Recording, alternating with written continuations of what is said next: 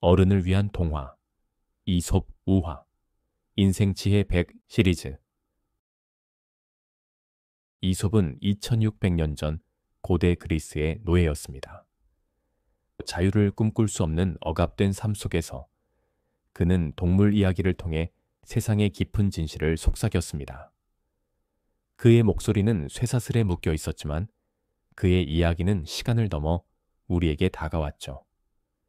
이솝 우화는 단순한 동화가 아닙니다. 삶의 깊은 지혜를 담고 있죠. 이솝의 우화는 지난 25세기 동안 인류가 잊지 말아야 할 진리를 전해왔습니다. 이 시리즈는 총 25화에 걸쳐 100가지 인생 지혜를 풀어낼 예정입니다. 오늘 두 번째 시리즈의 주제는 관계의 지혜입니다. 우정과 신뢰가 무엇인지, 어떻게 우리의 삶을 더 단단하고 따뜻하게 만드는지 5가지 이야기를 통해 여러분과 함께 되새겨 보겠습니다. 지혜 1. 진짜 친구는 곤경에 빛난다. 두 친구와 곰. 첫 번째 이야기는 두 친구와 곰입니다. 오래전 두 친구가 숲길을 나란히 걷고 있었습니다. 그들은 서로를 믿고 의지하며 웃고 떠들었죠. 그러던 어느 날 그들의 앞에 거대한 곰이 나타났습니다. 순간 한 친구는 재빨리 나무 위로 올라가 자신만의 안전을 찾았습니다. 하지만 다른 친구는 나무를 오를 시간이 없었죠. 그는 땅에 엎드려 숨을 죽이고 곰이 지나가길 기다렸습니다. 곰은 그의 곁을 스쳐 떠났고 그는 살아남았습니다. 나무 위에 있던 친구는 내려와 웃으며 말했죠. 곰이 뭐라고 속삭였어? 엎드렸던 친구는 차갑게 대답했습니다. 친구를 버리고 도망가지 말라고 하더라. 이 이야기에서 우리는 무엇을 배울까요? 곤경의 순간에 진짜 우정이 드러납니다. 위기가 닥쳤을 때 나를 위해 곁에 남아주는 사람, 그 사람이 진정한 동반자입니다. 여러분의 삶을 돌아보세요. 힘들 때 손을 내밀어준 누군가가 떠오르나요? 오늘 그에게 감사의 마음을 전해보는 건 어떨까요? 작은 말 한마디가 관계를 더 깊게 만들 수 있습니다. 지혜 2. 믿음을 주는 자가 동반자가 된다. 사자와 여우. 두 번째 이야기는 사자와 여우입니다. 깊은 숲속 사자는 왕으로서 모든 동물을 다스렸습니다. 그의 곁에는 늘 여우가 있었습니다. 여우는 사자의 충직한 조언자였죠. 어느 날 사자가 사냥꾼의 함정에 빠졌습니다. 날카로운 덫이 그의 발을 올가매고 포효가 숲을 뒤흔들었지만 벗어날 수 없었죠. 그때 여우가 달려왔습니다. 그는 사냥꾼의 흔적을 찾아 덫을 풀 방법을 알아냈고 결국 사자를 구해냈습니다. 사자는 여우를 바라보며 말했습니다. 네가 나를 믿고 곁에 있었기에 내가 여기 있다. 신뢰는 입으로만 만들어지는 게 아닙니다. 행동으로 증명될 때 관계는 단단해집니다. 약속을 지키는 사람, 위기의 순간, 손을 내미는 사람, 그러니가 진짜 동반자가 됩니다.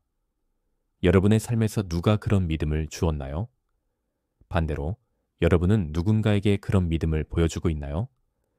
오늘 하루 한 사람에게 작은 믿음의 행동을 건네보시겠습니까? 그 한 걸음이 관계를 바꿀 수 있습니다. 지혜 3. 아첨에 속지 말라. 까마귀와 여우. 세 번째 이야기는 까마귀와 여우입니다. 어느 높은 나무 위 까마귀가 맛있는 치즈 한 조각을 부리에 물고 있었습니다. 그 모습을 아래에서 여우가 보았죠. 여우는 교활한 미소를 지으며 말했습니다. 까마귀님, 당신의 깃털은 참 아름답군요. 목소리도 얼마나 멋질까요? 한번 노래를 들려주시면 안 될까요? 까마귀는 그 달콤한 말에 마음이 흔들렸습니다. 자랑하고 싶었죠. 그래서 입을 벌려 노래를 부르려 했고 그 순간 치즈가 땅으로 떨어졌습니다. 여우는 재빨리 치즈를 낚아채고 사라졌습니다. 까마귀는 멍하니 남았죠. 아첨은 우리의 귀를 즐겁게 하지만 마음을 속이는 덫입니다. 진정한 우정은 달콤한 칭찬이 아니라 솔직한 충고에서 자랍니다. 여러분 주변을 보세요. 늘 좋은 말만 하는 사람이 있나요? 그 말 뒤에 숨은 의도를 느껴보세요. 진심과 거짓을 가리는 눈을 가져보시겠습니까? 지혜사, 관계를 위한 욕심은 손실을 부른다. 개와 그림자. 네 번째 이야기는 개와 그림자입니다. 어느 날 개가 맛있는 고기 한 조각을 입에 물고 강 위 다리를 건너고 있었습니다. 그는 만족스러웠죠. 그런데 문득 강물에 비친 자신의 모습을 보았습니다. 물속 그림자는 더 큰 고기를 물고 있는 것처럼 보였어요. 개는 욕심이 생겼습니다. 저 고기를 가지면 더 좋을 텐데. 그는 입을 벌려 물속 고기를 물려 했고 그 순간 입에 있던 고기가 강물에 빠졌습니다. 개는 모든 것을 잃고 허탈하게 다리 위에서 고기만 쳐다보았습니다. 관계에서도 욕심은 우리를 망칩니다. 더 많은 관심을 받고 싶고 더 큰 칭찬을 원하는 마음은 소중한 것을 놓치게 하죠. 친구에게 더 많은 것을 기대하며 다투었던 적이 있나요? 오늘 욕심을 내려놓고 지금 있는 관계를 소중히 여겨보세요. 그 마음이 더 큰 행복을 가져올 겁니다. 지혜 5. 서로 돕는 그 관계가 오래간다. 말과 당나귀. 마지막 이야기는 말과 당나귀입니다.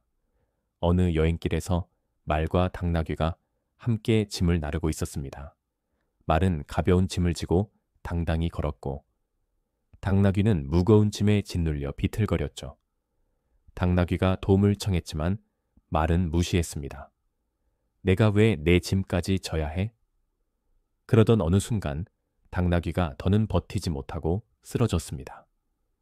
주인은 당나귀의 짐을 말에게 옮겼고 말은 결국 2배 무거운 짐을 지게 됐죠. 진정한 우정은 부담을 나누는 데서 빛납니다.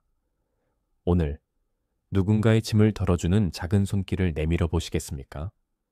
나눔이 관계를 오래 지켜줍니다. 3가지 실천법을 살펴보겠습니다. 첫째, 솔직함입니다. 진심은 관계의 단단한 뿌리가 됩니다.